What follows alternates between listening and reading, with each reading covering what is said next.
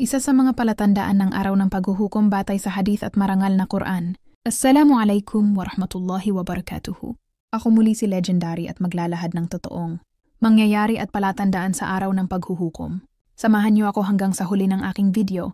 Sa bawat pag-ikot ng mundo, dumarami ang mga palatandaan. Isang panahon ng kadiliman, kung saan ang kaalaman ay nawawala, ang kabutihan ay kinakalawang, at ang mundo'y nalulunod sa kasamaan. Mga kapatid, ang ating Propeta Muhammad, sumakanya ang kapayapaan, ay nagbigay babala. Isa itong babala na ngayon ay unti-unti nang nagkakatotoo. Dito sa Legendary, ilalahad natin ang isang kwento ng katotohanan para sa puso mong naghahanap ng liwanag, ang kwento at paliwanag. Isang araw ang Propeta Muhammad, sumakanya nawa ang kapayapaan, ay nagsabi, katotohanang kabilang sa mga palatandaan. Nang huling araw ay ang pag-alis ng kaalaman, ang paglaganap ng kamangmangan, ang pagdami ng pakikiapid, ang pag-inom ng alak, at ang pagbaba ng bilang ng mga lalaki at pagdami ng mga babae hanggang sa ang 50 babae ay kakailanganin ng isang lalaking mag-aalaga sa kanila. Hadith al-Bukhari at Muslim. Ang hadith na ito ay isa sa mga malinaw na palatandaan ng malapit na pagdating ng kiyama o araw ng paghuhukom. Pagkawala ng kaalaman, ilmem. Uming katunayan na iskolar ng Islam ay unti-unting nawawala at ang mga natitira ay hindi na pinakikinggan. Ang Quran ay nananatili, ngunit kakaunti na lang ang tunay na nakakaintindi nito. At huwag kayong tumulad sa mga nagkakalimot kay Allah, kaya pinangyari niya na sila ay makalimot sa kanilang mga sarili. Surah Al-Hashr chapter 59 verse 19. Kamangmangan. Dahil sa kawalan ng tunay na kaalaman sa relihiyon, ang mga tao ay gumagawa ng haram na iniisip nilang halal. Ang mga batas ni Allah ay inaapi at ipinagpapalit sa pansariling kagustuhan. At kung sila ay magsihiwalay sa landas ni Allah, palalalain niya ang kanilang puso sa pagkaligaw. Surah As-Saf chapter 61 verse 5. Pakikiapid at pag-inom ng alak. Ito ay mga hayagang kasalanan sa paningin ng Islam, ngunit sa modernong panahon, nagiging normal at bahagi na ng kultura ang mga ito.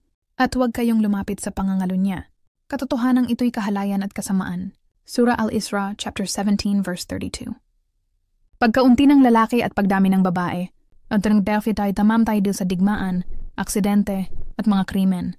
Ang iba na may pinipili na lamang ang buhay na malayo sa pananagutan. Ang ilan pa'y pinipiling iwan ang kanilang pagkakalalaki. Dahil dito ang mga babae ay nawawalan ng tagapangalaga. Ang mga lalaki ay tagapangalaga ng mga babae. Surah An-Nisa chapter 4 verse 34. Ang linya ng hadith na nagsasabing hanggang sa 50 babae ay kakailanganin ng isang lalaki upang sila'y pangalagaan ay isang propesya, hindi tungkol sa pag-aasawa, kundi sa tungkuling moral ng lalaki bilang kawam o tagapangalaga. Mensahe sa mga kapatid, Muslim at non-Muslim. Mga kapatid, ang mga pangyayaring ito ay hindi katang-isip. Isa itong babala ng ating propeta.